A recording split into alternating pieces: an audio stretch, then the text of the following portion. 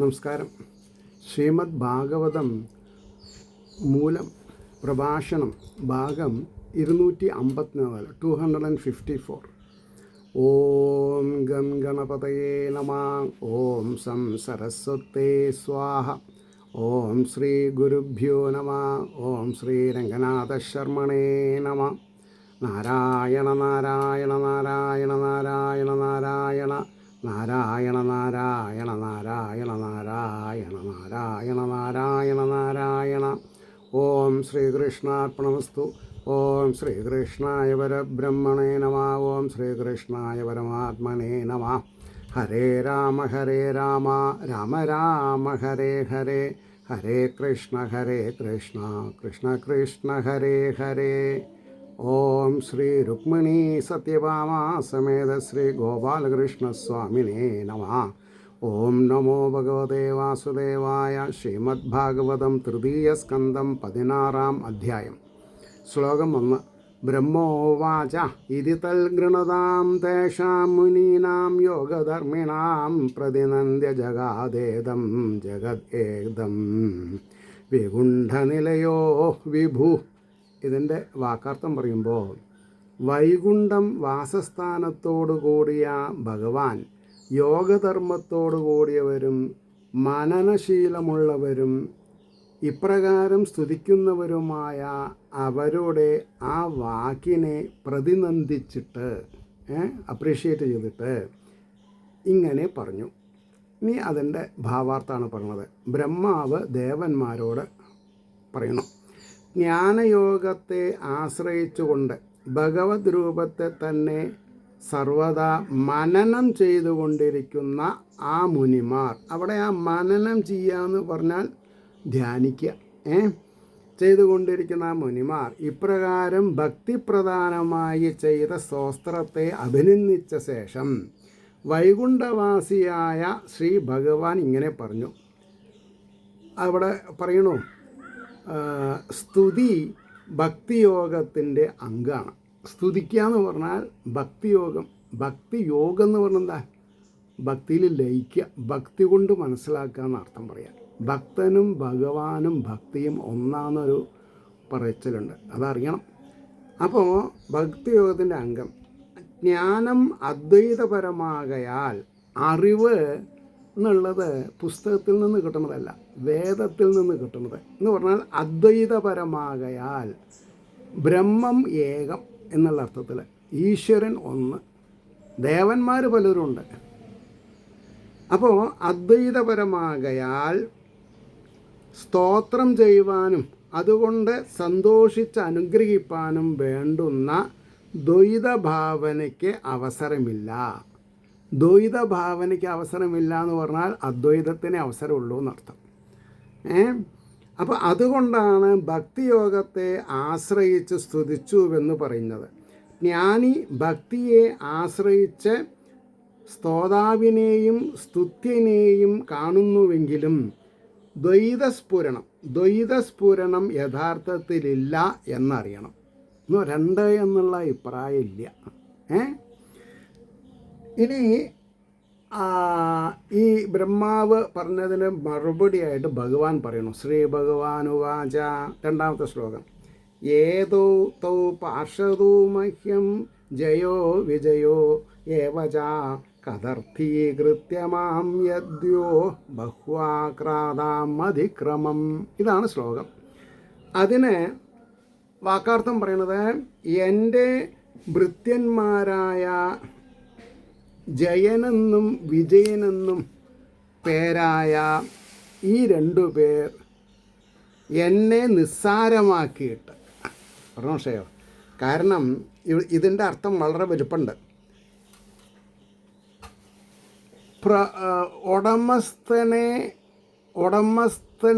ഉടമസ്ഥൻ ഉള്ളപ്പോൾ, അല്ലെങ്കിൽ ഉടമസ്ഥൻ ഇല്ലെങ്കിലും, ഉടമസ്ഥൻ്റെ അഭാവത്തിലും ഉടമസ്ഥനെ ഭാവിക്കുന്ന കാര്യങ്ങളല്ലാണ്ട്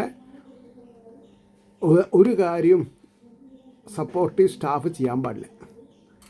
അതായത് സപ്പോർട്ടീവ് സ്റ്റാഫ് ചെയ്യുന്ന നെഗറ്റീവ് കാര്യങ്ങൾ പ്രഭുവായിരിക്കുന്ന ഭഗവാനെ ദോഷം ചെയ്യും. മനസ്സിലാണെങ്കിൽ ഒന്നുകൂടി പറയാം. എന്നെ കാണാൻ ഒരാൾ വരുമ്പോൾ എൻ്റെ വീട്ടിൽ എൻ്റെ ശമ്പളത്തിന് നിൽക്കുന്ന ഒരാളെന്ന് വയ്ക്കുക, കാര്യസ്ഥനെന്നോ അവർ എന്നെ കാണാൻ വരുന്ന ആൾക്കാരോട് മര്യാദയോട് കൂടിയിട്ട് സംസാരിക്കണം. മര്യാദ വിട്ട് പെരുമാറിയാൽ അത് എൻ്റെ ക്രെഡൻഷ്യലിനെയാണ് ബാധിക്കുക. അപ്പോൾ നമ്മൾ ഫേസ്ബുക്കിൽ പലവരും ഫ്രണ്ട്സ് ഉണ്ട് നമ്മൾക്ക്, പക്ഷേ ചിലവർ തട്ടിക്കയറുന്ന കൂടുതൽ സംസാരിക്കുക. അത് നമ്മൾ തിരിച്ച് നിവർത്തില്ല. വി കനോട്ട് ഐദർ എസ്കേപ്പ്, അവരെ അവോയ്ഡ് ചെയ്യാനും പറ്റില്ല. അപ്പോൾ അവർ വിചാരിക്കും നമ്മളവർ എന്താണെന്ന് പറയുക, നമ്മൾ ബുദ്ധിയില്ലാത്തവരാണെന്നുള്ളത്. എന്നപ്പോൾ ആരെങ്കിലും അങ്ങനെ വിചാരിച്ചുകൊണ്ട് നമ്മളെ ബാധിക്കില്ല. അപ്പോൾ ഒരു അനുനയം വേണം, അവിടെ നയം വേണം. എന്താ നയം? അവിടെയും ഇവിടെയും ഇല്ലാത്ത രീതിയിൽ ഒഴുക്കൻ മറ്റുള്ള പറഞ്ഞു വിടുക. എനിക്ക് തെറ്റുപറ്റി, എന്താ കുഴപ്പം? എനിക്ക് തെറ്റുപറ്റിയെന്ന് എനിക്ക് എന്താ പറഞ്ഞാൽ കുഴപ്പം? അല്ലെങ്കിൽ ഞാനൊരു ശിശുവാണ്, അങ്ങനെയല്ലേ? അപ്പോൾ ഇവിടെ എന്നെ നിസ്സാരമാക്കിയിട്ട് നിങ്ങളുടെ നേരെ അധികമായ അതിക്രമത്തെ എൻ്റെ പാർഷദന്മാർ ചെയ്തു, അതിലെനിക്ക് വിഷമമുണ്ടെന്നാണ് ഭഗവാൻ പറഞ്ഞത്. അതിൻ്റെ ഭാവാർത്ഥമാണ് 2 വരിയിൽ ഇനി പറയുന്നത്. ജയൻ വിജയൻ എന്ന എൻ്റെ ഈ 2 ഭൃത്യന്മാർ നിങ്ങളുടെ നേരെ കാണിച്ചതായ അതിക്രമം എന്നെ കൂടെ നിസ്സാരമാക്കിയിട്ട് ചെയ്തതാണെന്ന് ഞാൻ വിചാരിക്കുന്നു. ഇതിനേക്കാൾ വലിയൊരു നീതി ബ്രഹ്മാവിൻ്റെ മക്കളായിട്ടുള്ള ആ 4 പേർ സംഘം ഉണ്ടല്ലോ, അവർക്ക് കിട്ടാനില്ല.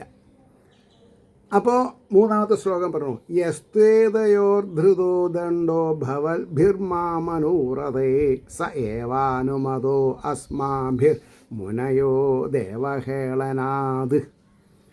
ദേവന്മാരിൽ കാണിച്ചതായ ധിക്കാരം നിമിത്തം ഹേ മുനിമാരെ, എന്നെ അനുസരിച്ചിരിക്കുന്ന ഭവാന്മാരാൽ ഇവർക്ക് യാതൊരു ദണ്ഡം ചെയ്യപ്പെട്ടുവോ ഞങ്ങളാൽ അത് അനുമതിക്കപ്പെട്ടത് തന്നെ എന്ന് പറഞ്ഞാൽ we fully agree with that എന്നാണ്. ഞാൻ ഭാവാർത്ഥം പറഞ്ഞു. ദേവന്മാരെ പോലെ എനിക്ക് പൂജ്യന്മാരായ നിങ്ങളിൽ ധിക്കാരം കാട്ടിയ ഹേതുവാൽ എൻ്റെ അഭിപ്രായം അറിഞ്ഞിരിക്കുന്ന മുനിമാരായ നിങ്ങൾ ഇവരിൽ ഏൽപ്പിച്ചതായ ശിക്ഷ എനിക്കും സമ്മതമായിട്ട്, സനൽകുമാരന്മാരുടെ കാര്യത്തിലാണ്, സനൽകുമാരന്മാരോടാണ് ഇദ്ദേഹം പറഞ്ഞത്. ജയവിജയന്മാർ ചെയ്ത അപരാധത്തെ നിങ്ങൾ ശിക്ഷിച്ചത് നന്നായി എന്നാണ് ഈശ്വരൻ പറഞ്ഞത്. മനസ്സിലായില്ലേ? സമ്മതമായിട്ടുള്ളത് തന്നെ എന്ന് പറഞ്ഞു. 4-ാമത്തെ ശ്ലോകം, തദ്വ പ്രസാദയാമ്യദ്യ ബ്രഹ്മദൈവം പരം ഹിമേ തദ്ധീത്യാത്മകൃതം മന്യേയൽ സ്വം പുംഭിരസ്കൃതാം. യാതൊന്ന് ഹേതുവായിട്ട് എനിക്ക് ബ്രാഹ്മണൻ ഉത്കൃഷ്ടമായ ദൈവം, അതുകൊണ്ട് നിങ്ങളെ ഇപ്പോൾ ഞാൻ പ്രസാദിപ്പിക്കുന്നു. തൻ്റെ ആൾക്കാരാൽ ധിക്കരിക്കപ്പെട്ടുവെന്നത് യാതൊന്നോ അത് തന്നെ എന്നാൽ ചെയ്യപ്പെട്ടതെന്ന് ഞാൻ വിചാരിക്കുന്നു. എനിക്ക് വേണ്ടിയിട്ട് നിങ്ങളാണ് എൻ്റെ മനസ്സിലുള്ളത് പറഞ്ഞത് എന്നുള്ള അർത്ഥത്തിലാണ് പറഞ്ഞത്. അപ്പോൾ പറയണു, ബ്രാഹ്മണൻ എനിക്ക് ഉത്കൃഷ്ട ദൈവമായതുകൊണ്ട്, അല്ലെങ്കിൽ ബ്രാഹ്മണർ എന്നാണ് നന്നാവുക, ഞാൻ നിങ്ങളെ ഇപ്പോൾ പ്രസാദിപ്പിക്കുന്നു. എന്തുകൊണ്ടെന്നാൽ എൻ്റെ ഭൃത്യന്മാർ നിങ്ങളിൽ ചെയ്ത അപമാനം എന്നാണ്, അപമാനം ഞാൻ ചെയ്തതായിട്ട് തന്നെ കരുതുന്നു എന്ന് പറഞ്ഞു. 5 യൻ നാമാനി ച ഗൃണ്ണാതി ലോകോ ഭൃത്യേ കൃതാഗസി സോ അസാധുവാദസ്ഥൽ കീർത്തിം ഹന്തി ത്വം ചമിവാമയാം എന്നാണ് ശ്ലോകം.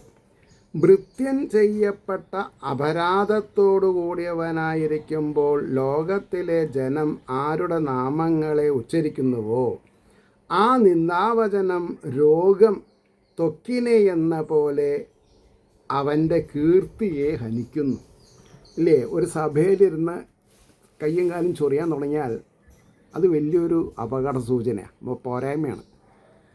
അപ്പോൾ ഒന്നിലേക്ക് പുറത്തേക്ക് പോവുക, അത്രയേ ഉള്ളൂ. അപ്പോൾ ഒരു സഭാമര്യാദകളുണ്ട് പലതും. മനസ്സിലായില്ലേ? ഒരുവൻ ചെയ്തതായ അപരാധം മറ്റൊരുവൻ ചെയ്തതായി വരുന്നത് എങ്ങനെ എന്ന ശങ്കയെ പരിഹരിക്കുന്നു. ഭൃത്യൻ ഒരുവൻ്റെ നേർക്ക് അപരാധം ചെയ്താൽ ലോകത്തിലുള്ള ജനം സ്വാമിയുടെ പേർ പറയുന്നത് സാധാരണമാകുന്നു. സ്വാമി ഭൃത്യനെ കൊണ്ട് അവമാനിപ്പിച്ചതാണെന്ന് പറയും. അപ്രകാരം ലോകത്തിൽ പരക്കുന്ന നിന്ദാവചനം സ്വാമിയുടെ കീർത്തിയെ നശിപ്പിക്കും. ശ്വേതകുഷ്ഠം മുതലായ രോഗം ദേഹകാന്തിയെ നശിപ്പിക്കുന്നത് പോലെ, വെള്ളപ്പാണ്ട് എന്ന് പറയും അതിന്. അപ്പോൾ രോഗം ദേഹകാന്തിയെ നശിപ്പിക്കുന്നത് പോലെ. ആകയാൽ ഞാൻ നിങ്ങളോട് ക്ഷമായാചനം ചെയ്യേണ്ടത് എൻ്റെ കൃത്യനിർവഹണമെന്നത് മാത്രമാകുന്നു എന്ന് അദ്ദേഹം വളരെ സിൻസിയറായിട്ട് എക്സ്പ്രസ് ചെയ്തു. 6-ാമത്തെ ശ്ലോകം. ഇവിടുന്ന് അങ്ങോട്ട് കുറച്ച് 4 വരി ശ്ലോകങ്ങളാണ്. യസ്യാമൃതാമലയശ ശ്രവണാവഗാഹ സദ്യ പുനാതി ജഗത അശ്വപജാദ് വിഗുണ്ഠ സ അഹം ഭവൽഭ്യ ഉപലബ്ധസുധീർത്തകീർത്തി ചിന്ത്യാം സ്വബാഹുമപി വ പ്രതികൂലവൃത്തിം. യാതൊരുവൻ്റെ അമൃതതുല്യവും അമലവുമായ, ചളി പുരളാത്തതെന്നർത്ഥം, മലമില്ലാത്തത്, ചളി പുരളാത്തതുമായ യശസ്സിൻ്റെ ശ്രവണത്തിലേക്കുള്ള പ്രവേശം ലോകത്തിന് ചണ്ടാളപര്യന്തം എന്ന് പറഞ്ഞാൽ ഏറ്റവും ഉത്കൃഷ്ടനായ ആൾ മുതൽക്ക് ചണ്ടാളപര്യന്തമായ ജീവന്മാരുടെ ഹൃദയഗുഹയിൽ വസിക്കുന്ന ഈശ്വര ചൈതന്യം അവരവരുടെ കർമ്മശുദ്ധിക്കനുസരിച്ചിട്ടുള്ള അനുഭവങ്ങളെ അനുഭൂതി മണ്ഡലത്തിൽ അനുഭവിക്കാൻ യോഗ്യതയുള്ളവരാണവർ. പക്ഷെ അവിടെ കമ്പയർ ചെയ്യാൻ പാടില്ല. എൻ്റെ അറിവ് ഞാൻ മറ്റുള്ളവരുടെ അടുത്ത് കൂടെ കമ്പയർ ചെയ്തത്. എന്നേക്കാൾ അറിവുള്ളവരാണ് എല്ലാവരും എന്ന് ഞാൻ വിചാരിച്ചാൽ മതി, ഒരു കുഴപ്പമില്ല. അപ്പോൾ പറയണു, ചണ്ടാളപര്യന്തം ഉടനെ ശുദ്ധമാക്കുന്നു. ആ വൈകുണ്ഠനായ ഞാൻ നിങ്ങളിൽ നിന്ന് ഉപലഭിച്ചിരിക്കുന്ന സൽകീർത്തിയോടുകൂടിയവനായിട്ട് നിങ്ങൾക്ക് വിപരീത വ്യാപാരത്തോടു കൂടിയ എൻ്റെ കയ്യിനെയും ഛേദിക്കും എന്ന് പറഞ്ഞാൽ തെറ്റിദ്ധരിക്കാലോ ആർക്ക് വേണമെങ്കിലും. അപ്പോൾ പറയണോ, ഇനി അതിൻ്റെ ഭാവാർത്ഥം പറഞ്ഞു. ഭൃത്യൻ ചെയ്ത അപരാധം താൻ ചെയ്തതെന്ന പോലെ തന്നെ എന്നുറപ്പിച്ച ശേഷം അവരെ ദണ്ഡിച്ചത് സമുചിതം തന്നെ എന്ന് സൂചിപ്പിച്ചുകൊണ്ട് താൻ ബ്രാഹ്മണദേവനാണെന്ന് പറഞ്ഞതിനെ ഇത് മുതൽ 5 പദ്യം കൊണ്ട് ഉറപ്പിക്കുന്നു. ബ്രാഹ്മണദേവൻ എന്ന് പറഞ്ഞാൽ എനിക്ക് ബ്രാഹ്മണന്മാർ ദേവനാണെന്നാണ് പറയുന്നത്. അമൃതം പോലെ ആസ്വദിക്കത്തക്കതും ദോഷഹീനവുമായ, ദോഷമില്ലാത്തതുമായ യാതൊരുവിൻ്റെ കീർത്തിയെ ശ്രവിക്കുന്നത് കൊണ്ട് ലോകം മുഴുവനും ചണ്ടാളൻ കൂടെ പരിശുദ്ധിയെ പ്രാപിക്കുന്നുവോ ആ വൈകുണ്ഠവാസിയായ എൻ്റെ നിർമ്മല യശസ്സ് നിങ്ങളിൽ നിന്ന് സിദ്ധിച്ചതാകുന്നു. ബ്രാഹ്മണരിൽ നിന്നാണ് എനിക്ക് വിവരം ഉണ്ടായിട്ടുള്ളതെന്നാണ് ആര് പറഞ്ഞത്? ഭഗവാൻ. അപ്പോൾ നമ്മൾക്കെന്താ, ബ്രാഹ്മണ്യം ഉള്ളവരെ ബഹുമാനിക്കാൻ നമ്മളെ കൊണ്ട് സാധിക്കണം. ബ്രാഹ്മണ്യം എന്ന് പറഞ്ഞാൽ ബ്രഹ്മാനുഭൂതി എന്നർത്ഥം പറയും. ബ്രഹ്മത്തിൻ്റെ അനുഭൂതി മനസ്സിലാക്കിയവരൊക്കെ ബ്രാഹ്മണരാണ്. അല്ലെങ്കിൽ അതിൽ വ്യത്യാസം വരും. അപ്പോൾ ആ നിങ്ങളുടെ നേരെ വിപരീതം പ്രവർത്തിക്കുന്ന എൻ്റെ കയ്യിനെ കൂടെ ഞാൻ മുറിച്ച് കളയും. അപ്പോൾ എൻ്റെ കൈകളാണ് ഇവർ, ഇടതും വലതും, ജയനും വിജയനും. അതുകൊണ്ട് നിങ്ങൾ അവർക്ക് കൊടുത്തിട്ടുള്ള ശിക്ഷ കമ്മിയായി എന്ന് ഞാൻ പറയുള്ളൂ. ഞാനാണെങ്കിൽ മുറിച്ച് കളയുന്നതാണ് പറഞ്ഞത്, എൻ്റെ കയ്യിനെ മുറിച്ച് കളയുന്നു പറഞ്ഞാൽ. അപ്പോൾ പറഞ്ഞു,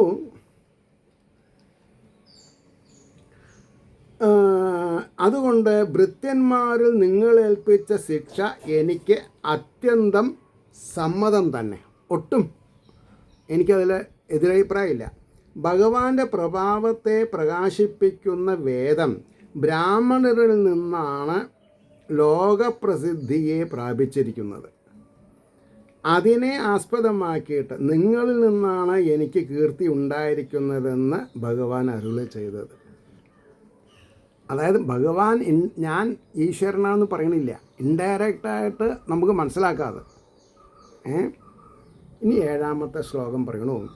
യൽ സേവയാ ചരണപത്മപവിത്രരേണും സദ്യക്ഷതാഹി മമ അഖിലമലം പ്രതിലബ്ധനിശീലം ന ശ്രീർവിരക്തമവിമാം വിജഹാതി യസ്യാ പ്രേക്ഷാലവാർത്ഥമിതരേ നിയമാൻ വഹന്തി. ഇതാണ് ശ്ലോകം. അതിൻ്റെ വാക്കാർത്ഥം പറഞ്ഞത്, യാതൊരുത്തരുടെ സേവ കൊണ്ട് പാദപത്മത്തിൽ നിന്ന് ലഭിച്ച പരിശുദ്ധ ധൂളിയോടുകൂടിയവനും ഉടനെ നശിച്ചിരിക്കുന്ന സമസ്ത ദോഷങ്ങളോടുകൂടിയവനും ലഭിച്ചിരിക്കുന്ന സുഖസ്വഭാവത്തോടുകൂടിയവനും ആയ എന്നെ വിരക്തനാണെങ്കിലും ലക്ഷ്മി ഉപേക്ഷിക്കുന്നില്ല. വിരക്തനാണെങ്കിലും ലക്ഷ്മി ഉപേക്ഷിക്കുന്നില്ല. മറ്റുള്ള ദേവന്മാർ യാതൊരുത്തിയുടെ കടക്കൻ കൊണ്ടുള്ള നോട്ടം ലഭിപ്പാനായിക്കൊണ്ട് നിയമങ്ങളെ വഹിക്കുന്നു. പറഞ്ഞോ? അതിൻ്റെ ഭാവാർത്ഥം, യാതൊരുത്തരുടെ സേവനിമിത്തം പൂജ നിവൃത്തം നടത്താം. അവരുടെ പാദപത്മത്തിൽ നിന്ന് പുറപ്പെടുന്ന ധൂളിയുടെ ലാഭത്താൽ അഖില ദോഷങ്ങളും നശിക്കുകയും സുഖം സിദ്ധിക്കുകയും ചെയ്തതുകൊണ്ട് ഒന്നിന്മേലും ആഗ്രഹമില്ലാതെ ഇരിക്കുന്നുവെങ്കിലും എന്നെ ലക്ഷ്മി ദേവി വിട്ടുപിരിയാതെ ഇരിക്കുന്നു. ആരെന്നെ എതിർത്താലും ലക്ഷ്മി ദേവി എന്നെ വിട്ടുപിരിയണില്ല. അന്യദേവന്മാരാകട്ടെ ആ ദേവിയുടെ ഒരു നോട്ടം സിദ്ധിപ്പാൻ വളരെ വ്രതങ്ങളെ ആചരിക്കുന്നു. കർമ്മകാണ്ഡത്തിൽ സഗുണമായും യജ്ഞകാണ്ഡത്തിൽ നിർഗുണമായും. ശ്രദ്ധിക്കേണ്ട ഒരു കാര്യമാണ്, ഇമ്പോർട്ടൻ്റ് ആണിത്. എന്താണ്? കർമ്മകാണ്ഡത്തിൽ സഗുണം, പക്ഷെ സഗുണം കൊണ്ട് കാര്യമില്ല. ജ്ഞാനകാണ്ഡത്തിൽ നിർഗുണമായും ഭഗവത് സ്വരൂപത്തെ വർണ്ണിക്കുന്നു. സഗുണാവസ്ഥയിൽ തോന്നുന്ന കർത്തൃത്വാദി സ്ഫുരണമായ ദോഷം ജ്ഞാനസ്വരൂപമായ നിർഗുണത്തിൽ ഇല്ലെന്ന് ബോധിപ്പിക്കുന്നു. പരമശയോ, സഗുണത്തിൽ ദോഷം ഉണ്ടെന്ന് അർത്ഥം. ജ്ഞാനകാണ്ഡത്തെ തന്നെ ബ്രാഹ്മണത്വേന കൽപ്പിച്ചിട്ടാണ് യത് സേവയാ എന്നിത്യാദി ഭഗവത് വചനം എന്ന് അറിയണം. 8ാമത്തെ ശ്ലോകം പറയണു. ന അഹം തഥാത്മി യജമാനഃ വിർവിധാനേ ചോദഗൃതപ്ലുതമദൻമുഖേനാം യൽ ബ്രഹ്മണസ്യ മുഖതശ്ചരതോ അനുഘാസം തുഷ്ടസ്യ മയ്യവഹിതേർ നിജകർമ്മപാകേ. എന്നിൽ സമർപ്പിക്കപ്പെട്ട സ്വകർമ്മഫലങ്ങളാൽ. നോക്കൂ, ഭഗവാൻ പറഞ്ഞത് നമ്മൾ ചെയ്യാതെ കണ്ട് ഭഗവാനെ കുറ്റം കൊണ്ട് വല്ല കാര്യമുണ്ടോ? കർമ്മവും കർമ്മഫലവും ഈശ്വരന് അർപ്പിക്കാനാണ് പറഞ്ഞത്. അതാരാ ചെയ്യണത്? എക്സെപ്ഷൻസ് ഉണ്ട്, അവരൊക്കെ രക്ഷപ്പെടുന്നുണ്ട്. അതുകൊണ്ടാണ് ഞാൻ ചെയ്യണില്ല എന്ന് വിചാരിച്ച് ഞാൻ പരക്കം മറ്റുള്ളവരെ കുറ്റം പറയാൻ എനിക്ക് അധികാരമില്ല. പരമശയോ. അപ്പോൾ സ്വകർമ്മഫലങ്ങളാൽ സന്തോഷിപ്പിച്ചിരിക്കുന്നവനും ഘാസം തോറും ആസ്വദിക്കുന്നവനുമായ ബ്രാഹ്മണൻ്റെ മുഖം മാർഗമായിട്ട് എപ്രകാരം ഞാൻ ഭക്ഷിക്കുന്നുവോ, യജ്ഞത്തിൽ ഒഴുകുന്ന നെയ്യിൽ അമർന്നിരിക്കുന്ന യജമാനൻ്റെ ഹവിസ്സിനെ അഗ്നിയാകുന്ന മുഖത്തിൽ കൂടെ അനുഭവിക്കുന്ന ഞാൻ അപ്രകാരം ആസ്വദിക്കുന്നില്ല. അതായത് ബ്രാഹ്മണ ഭക്തിയാണ് എൻ്റെ അസറ്റെന്ന ഭഗവാൻ പറഞ്ഞു. ബ്രാഹ്മണ ഭക്തി. അപ്പോൾ ഭക്തി ഇല്ല എന്നൊരു കൂട്ടക്കാർ പറയുകയാണെങ്കിൽ എനിക്കതിലൊന്നും പറയാനില്ല. അപ്പോൾ എനിക്ക് ഞാൻ എൻ്റെ ഭാവാർത്ഥ പറഞ്ഞത്, എനിക്ക് ആസ്വദിപ്പാൻ അഗ്നിയും ബ്രാഹ്മണനും 2 മുഖമുണ്ട് എന്നാണ് പറഞ്ഞത്. എനിക്ക് ആസ്വദിപ്പാൻ അഗ്നിയുണ്ട് ബ്രാഹ്മണനും. ബ്രാഹ്മണൻ്റെ മുഖത്തിൽ നിന്ന് വരുന്ന വേദങ്ങളെ ഞാൻ സ്വീകരിക്കണം. അതേമാതിരി തീയിൻ്റെ നാളത്തിൽ ഹവിസ്സിടുമ്പോൾ അതും എന്നിൽ വന്നു ചേരുന്നു. അപ്പോൾ അതിൽ ബ്രാഹ്മണനിൽ ചെയ്യുന്ന അവജ്ഞയെ ഞാൻ സഹിക്കയില്ല എന്നാ. നോക്കൂ, ബ്രാഹ്മണനിൽ ചെയ്യുന്ന അവജ്ഞയെ ഞാൻ സഹിക്കയില്ല എന്നുള്ള അഭിപ്രായത്തോടു കൂടെ പറയുന്നു. എന്ന് പറഞ്ഞാൽ എനിക്ക് തീയും ബ്രാഹ്മണനും ഒരുപോലെയാണ്. പറഞ്ഞ പ്രശ്നമുണ്ടോ? അപ്പോൾ ഇവിടെ സത്യത്തിൽ പൂണൂൽധാരികളിനല്ല ബ്രാഹ്മണൻ എന്ന് പറഞ്ഞത്, ബ്രഹ്മാനുസന്ധാനം ചെയ്യുന്നവനാണ് ബ്രാഹ്മണൻ. അപ്പോൾ അവരെ നമ്മൾ എല്ലാവരെയും നമ്മളങ്ങോട്ട് ഇൻ ജനറൽ സമ്മതിച്ചാൽ മതി. എന്താ അങ്ങനെ പറയാൻ കാരണം? ആരും എതിർക്കണ്ട. കാരണം ഈ എതിർക്കുന്നവർ ചിലപ്പോൾ നമ്മളെ ടെസ്റ്റ് ചെയ്യണവരാകും. അപ്പോൾ എന്താ നല്ലത്? മൗനം വിദ്വാനുഭൂഷണം. അങ്ങനെ മുണ്ടാണ്ടിരിക്കാൻ നിർത്തിയുള്ളൂ. അപ്പോൾ പറഞ്ഞു, തൻ്റെ സുഖദുഃഖാനുഭവ രൂപങ്ങളായി പരിണമിക്കുന്ന കർമ്മഫലങ്ങളെ മുഴുവനും എന്നിൽ സമർപ്പിച്ച്. അപ്പോൾ സുഖദുഃഖ രൂപങ്ങളാകുന്ന പരിണാമങ്ങളെ, കർമ്മങ്ങളുടെ, അത് ഭഗവാൻ ഏൽപ്പിച്ചാൽ പിന്നെ നമുക്ക് എന്തുണ്ടാവുള്ളൂ? ആനന്ദം മാത്രമേ ഉണ്ടാവുള്ളൂ. ഇപ്പോൾ ഞാൻ ദുഃഖിക്കണോ, നിങ്ങൾ ദുഃഖിക്കണമെന്ന് പറയുമ്പോൾ നിങ്ങളുടെ കർമ്മഫലങ്ങൾ നിങ്ങൾ സ്വേച്ഛയാ സ്വീകരിക്കുക കാരണമാണ് ഈ കുഴപ്പം. ഞാൻ എപ്പോഴും ഭഗവാനോട് പറയുന്നുണ്ട്, എൻ്റെ അർത്ഥമില്ലായ്മ, രണ്ടർത്ഥമുണ്ട്, വിവരമില്ലായ്മ എന്നും കാശില്ലായ്മ എന്നും പറയാം. അപ്പോൾ ഈ രണ്ട് കാര്യമാണ് എനിക്ക് കർത്തൃത്വ ഭോക്തൃത്വ സ്വഭാവം ഇല്ലാത്തത് കാരണം ഞാൻ എന്നിലുള്ള ചൈതന്യത്തിനെ ആക്സെപ്റ്റ് ചെയ്തുകൊണ്ട് സ്വീകരിക്കണം. എന്ന് പറഞ്ഞാൽ ഞാൻ മൂർത്തിബന്ധനല്ല. മൂർത്തി പൂജയിൽ എനിക്ക് യാതൊരു താല്പര്യവുമില്ല. അപ്പോൾ എൻ്റെ മനസ്സിൻ്റെ ഉദാരതയാണ് എനിക്ക് ബഹുഭൂരിപക്ഷം ജീവജാലങ്ങളോടുള്ള സേവ. ആ ഉദാരത ഇല്ലാതെ കണ്ടായാൽ ഞാൻ മമതക്കാരനാവും. അത് ഭഗവാൻ ഇഷ്ടമല്ലേ ഇനി. അപ്പം നമ്മൾ എന്ത് ചെയ്യണം? പരിണമിക്കുന്ന കർമ്മഫലങ്ങളെ മുഴുവനും എന്നിൽ സമർപ്പിച്ച് യഥാലാഭസന്തുഷ്ടനായിരിക്കുന്ന ബ്രാഹ്മണൻ്റെ സ്വഭാവമാണ് പറഞ്ഞത്. യഥാലാഭസന്തുഷ്ടനായിരിക്കുന്ന, അന്നന്ന് എന്ത് കിട്ടണോ അതിൽ സന്തുഷ്ടമുള്ളവനാ ബ്രാഹ്മണൻ, അല്ലാത്തവൻ ബ്രാഹ്മണനല്ല.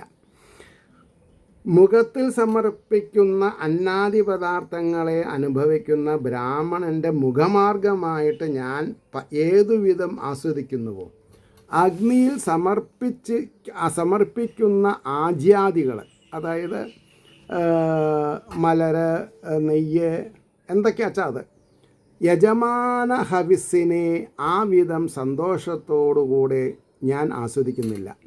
എന്ന് പറഞ്ഞാൽ ബ്രാഹ്മണനിൽ നിന്ന് കിട്ടുന്ന വേദോക്തമായ പൊരുളിനേക്കാൾ ആണ് എനിക്ക് ഏറ്റവും വലുത്, ബാക്കി സെക്കൻഡറിയാണെന്നാണ് പറഞ്ഞത്. അപ്പോൾ ഞാൻ ആസ്വദിക്കുന്നില്ല. അതിനാൽ ബ്രാഹ്മണൻ എൻ്റെ ശ്രേഷ്ഠമായ മുഖമാകുന്നു. അഹങ്കാരരൂപമായ ഗ്രന്ഥി എന്ന് പറഞ്ഞാൽ ബന്ധം എന്നാണ്. ചിലവർ വെയിൻസ്, അതായത് ഞരമ്പുകളെന്ന് തെറ്റിദ്ധരിക്കുന്നുണ്ട്.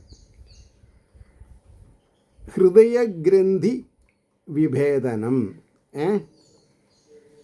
ഞാൻ ഇവിടെ എഴുതി വയ്ക്കുന്നത് എന്തിനാച്ചുണ്ടോ, ഇനി വേറൊരാൾക്ക് പറയുമ്പോൾ ഹൃദയഗ്രന്ഥി, അതായത് വിഷയബന്ധം ഒഴിവാക്കണം. ഈശ്വരൻ എന്നുള്ളത് താത്വികമായിട്ടുള്ളതാണ് അല്ലേ? അപ്പോൾ ഹൃദയഗ്രന്ഥി ബന്ധം മറ്റിരിക്കുന്ന ബ്രാഹ്മണർക്ക് നൽകുന്ന മൃഷ്ടാന ഭോജനത്തെ ഹോമാഗ്നിയിലൊഴുക്കുന്ന ആചാര്യകളെക്കാൾ ഭഗവാൻ സന്തോഷപൂർവം സ്വീകരിക്കുമെന്ന് സാരം. അതായത് ഹോമകുണ്ഡത്തിൽ ഒഴുക്കുന്നതിനേക്കാൾ ഭഗവാൻ ഇഷ്ടം വിവരമുള്ള ബ്രാഹ്മണരെ സംതൃപ്തിപ്പെടുത്തുക എന്നുള്ളതാണെന്നാണ്. 9-ാമത്തെ ശ്ലോകം പറയണു, യേഷാം ബിഭർമ്യഹം അഖണ്ഡവിഗുണ്ടയോഗം മായാവിഭൂതി രമലാംഗ്രിരജക്കിരീടൈ വിപ്രാംസ്തു ഗോനവിഷഹേദയദർഹണാംഭ സദ്യ പുനാദിസകചന്ദ്രലലാമലോകാൻ. ഇതാണ് ശ്ലോകം. യാതൊരുവന് സമർപ്പിച്ചതായ പാദോദകം, ഉദകം അതായത് ഭഗവാന്റെ പാദപ്രക്ഷാളനം ചെയ്യുക, ആ തീർത്ഥം ചന്ദ്രനാകുന്ന ശിരോഭൂഷണത്തോടു കൂടിയ ദേവനോട് സഹിതമായ ലോകങ്ങളെ, അതായത് കൈലാസം, ശിവപെരുമാൾ മുതലായ ഉടനെ ശുദ്ധമാക്കുന്നു. അഖണ്ഡവും വിഖണ്ഡവുമായിരിക്കുന്ന യോഗമായ വിലാസത്തോടു കൂടിയ ഞാൻ കിരീടങ്ങൾ കൊണ്ട് ഏതൊരുത്തരുടെ പരിശുദ്ധമായ പാദധൂളിയെ ഭരിക്കുന്നുവോ, ബ്രാഹ്മണരെയാകട്ടെ ഏതൊരുവൻ സഹിക്കില്ല. എന്ന് പറഞ്ഞാൽ പരമശിവൻ്റെ ശിരസിൽ നിന്നൊഴുകുന്ന ആകാശഗംഗയെ പരിപാവനമായിട്ട് ഭൂരിപക്ഷം ആൾക്കാരും കരുതുന്നുണ്ട്. പക്ഷേ ഞാൻ ബ്രാഹ്മണപാദധൂളികളെയാണ് എൻ്റെ കിരീടം കൊണ്ട് ഞാൻ നമസ്കരിക്കുന്നതാണെന്നാണ് പറഞ്ഞത്. ജസ്റ്റ് ഇമാജിൻ ദി ക്രേസ് അല്ലേ. ഇനി അതിൻ്റെ ഭാവാർത്ഥാണ് പറഞ്ഞത്. എങ്ങും വ്യാപിച്ചും തടസ്സമില്ലാതെയും ഇരിക്കുന്ന യോഗമായ വിലാസത്തോടു കൂടിയ എൻ്റെ പാദക്ഷാളന ജലം ഗംഗ സാക്ഷാൽ ചന്ദ്രമൗലിയായ പരമശിവനെയും സകല ലോകങ്ങളെയും പരിശുദ്ധമാക്കി തീർക്കുന്നു. ആ ഞാൻ യാതൊരു ബ്രാഹ്മണരുടെ പാദതോളിയെ കിരീടങ്ങൾ കൊണ്ട് ധരിക്കുന്നുവോ, ആ ബ്രാഹ്മണൻ അപകാരം ചെയ്താൽ കൂടെ ഏതൊരുവനും സഹിക്കണം.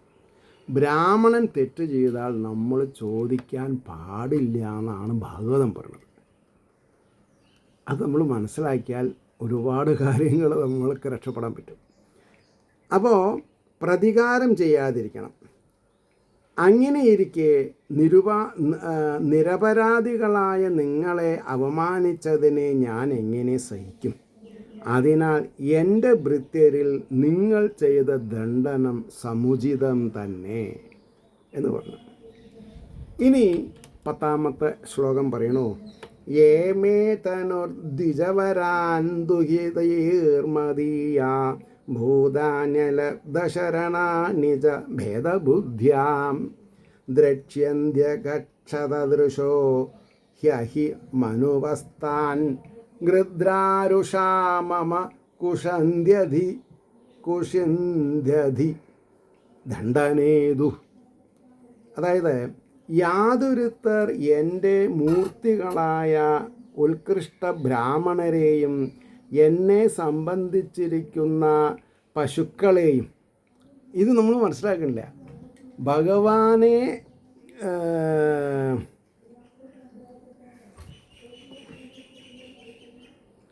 ഭഗവാന്റെ സംബന്ധികളാണ് പശുക്കളെന്ന് പറഞ്ഞാൽ എന്താ അർത്ഥം? ബന്ധുക്കളാണെന്നർത്ഥം സംബന്ധികളെന്ന് പറഞ്ഞാൽ. അപ്പോൾ ഞാനോ നിങ്ങളോ പശുഹിംസ ചെയ്താൽ ഇൻഡയറക്റ്റായിട്ട് അതെന്തായി മാറുന്നു? ഈശ്വരനെ നിന്ദിച്ച പോലെ ബ്രഹ്മഹത്യാപാപമായിട്ട് മാറുന്നു. അത് നമുക്കറിയാണ്ട് പോയി. കാരണം നമ്മൾ ഈ ആഖ്യാനം വായിക്കണില്ലല്ലോ. അപ്പോൾ പശുക്കളെയും നാഥനില്ലാത്തവരായ ജീവജാലങ്ങളെയും ഭേദബുദ്ധിയോടുകൂടെ നോക്കുന്നുവോ, പാപത്താൽ നശിച്ചിരിക്കുന്ന വിവേകത്തോടു കൂടിയ അവരെ ദണ്ഡത്തെ നടത്തുന്നവരുടെയും നാഥനായ എൻ്റെ പാമ്പിനെ പോലെ ക്രോധമുള്ളവരായ ഗൃദ്രാകൃതിയിലുള്ള ദൂതന്മാർ. അയ്യോ, എന്താ ഗൃദ്രാദി ആകൃതിയുള്ള ദൂതന്മാർ എന്ന് പറഞ്ഞാൽ? കഴുകന്മാരുടെ വേഷം ധരിച്ച ദൂതന്മാരെന്നർത്ഥം. തല്ലി കൊല്ലണം തന്നെ പറഞ്ഞതിന് താല്പര്യം. ദേഷ്യത്തോടുകൂടെ കൊത്തി വലിക്കുന്ന പരമശയം ഇനി അതിൻ്റെ ഭാവാർത്ഥം പറഞ്ഞ് നിർത്താം. മന്ത്രജ്ഞന്മാരായ വിശിഷ്ട ബ്രാഹ്മണരും. എന്താ മന്ത്രജ്ഞന്മാർ? മന്ത്രങ്ങളുടെ ജ്ഞാനമുള്ളവരെന്നർത്ഥം. മന്ത്രസ്വരൂപനായ എന്നെ മന്ത്രങ്ങളെ കൊണ്ട് അറിയുന്നവർ. അവർക്ക് വിഗ്രഹം വേണ്ട. വളരെ വളരെ ശ്രദ്ധിക്കേണ്ട കാര്യം അത്. യാഗസാധനങ്ങളായ ആജാദികളെ നൽകുന്ന പശുക്കളുടെ ഗുണം എന്താ? യജ്ഞത്തിന് വേണ്ട പാല്, തൈര്, വെണ്ണ, നെയ്യ് പ്രധാനമായിട്ട്. അപ്പോൾ പശുക്കളെ ഹനിച്ചാൽ ഇന്ത്യയിൽ, ഭാരതത്തിലെ യാഗങ്ങൾക്ക് ശിഥിലത വരും. അപ്പോൾ പശുക്കളും നാഥനില്ലെന്ന് വിചാരിച്ച് തപിക്കുന്ന ജീവജാലങ്ങളും എൻ്റെ മൂർത്തികളാകുന്നു എന്ന് നമ്മൾ എപ്പോൾ മനസ്സിലാക്കണം? 6, 8, 10, 12 വയസ്സിൽ. ഏതൊരുവർ വിവേകമില്ലായ്മ നിമിത്തം അവരെ ഭേദഭാവനയോടുകൂടെ നോക്കുന്നുവോ, യമധർമ്മരാജാവായിരിക്കുന്ന എൻ്റെ ഗൃധ്രമുഖന്മാരും ക്രോധികളുമായ ദൂതന്മാർ അവരെ കൊക്കുകൾ കൊണ്ട് ദ്വേഷപൂർവം കൊത്തിവലിക്കും. ഇത്രയും ഗഹനമായിട്ടുള്ളതാണ് ഈ ഭാവാർത്ഥ കൗമുദി എന്നുള്ള എന്താണെന്നാ പറയുക, ആഖ്യാനം. ഇത് വായിക്കാണ്ട് ഭാഗവതം ഞാൻ വളരെ കാലമായി പഠിക്കാൻ തുടങ്ങിയിട്ട് എന്ന് പറഞ്ഞതിൽ യാതൊരു സാങ്കത്യമില്ല. പറഞ്ഞു മനസ്സിലായോ? അതുകൊണ്ട് നമ്മൾ വളരെയധികം ശ്രദ്ധിക്കുക. എനിക്കത്രേ പറയാനുള്ളൂ. വളരെയധികം ശ്രദ്ധിക്കുക. ഒരു തരത്തിലും ഭാഗവതം പറയുന്നവരെ നിന്ദിക്കാതെ കൊണ്ടിരിക്കുക. കാരണം എന്താ? അങ്ങനെയുണ്ട്. അതൊരു പ്രവണതയായിട്ട് മാറുന്നു. കാരണം എല്ലാം മറ്റുള്ളവർ പഠിച്ച രീതിയിൽ പറയണമെന്ന് പറയാൻ പറ്റുമോ? ഇല്ലല്ലോ. പഠിപ്പിൻ്റെ എന്താണെന്നാ പറയുക, ആഘാതം പലർക്കും പല രീതിയിലാണ്. എത്ര ആഴത്തിൽ നമ്മൾ പഠിച്ചു അതിനനുസരിച്ചിരിക്കും നമ്മുടെ വ്യുത്പത്തി. എനിക്കറിയുന്ന ഭാഷയിൽ നിങ്ങൾ പറയാൻ പാടുള്ളൂ എന്ന് എനിക്ക് പറയാൻ പറ്റില്ല. ഒരു കാര്യം ഉറപ്പാണ്, ഞാൻ ഒരു കാര്യത്തിൽ കൃതജ്ഞതയുള്ള ആളാണ്. കാരണം ഞാൻ ഓരോരുത്തരെയും കാണുന്നത് എന്നേക്കാൾ വിവരമുള്ളവരായിട്ടാണ്. അത് കാരണം എനിക്ക് ക്ഷോഭമില്ല. എന്തിനാണ് ക്ഷോഭിക്കുന്നത്? ഞാനിപ്പോഴും ഈ ഒരു ഫീൽഡിൽ ശിശുവായിട്ടിരിക്കാനാണ് എനിക്ക് താല്പര്യം. എങ്ങനെയാണ് ഭാഗവത ഭക്തദാസൻ എന്ന് പറഞ്ഞത്, അതേപോലെ എല്ലാ ഭക്തന്മാരുടെയും ദാസനായിട്ട്. അത് മതി. ഏവർക്കും ശ്രീഹരിയുടെ അനുഗ്രഹാശിസ്സുകൾ ലഭിക്കുന്നതിനോടൊപ്പം ലോകാ സമസ്ത സുഖിനോ ഭവന്തു ആയിരിക്കട്ടെ നമ്മുടെ പ്രാർത്ഥന എന്ന് സ്മരിച്ചുകൊണ്ട് വാക്കുകൾ ഉപസംഹരിക്കുന്നു. നാളെ കാണാം. നമസ്കാരം.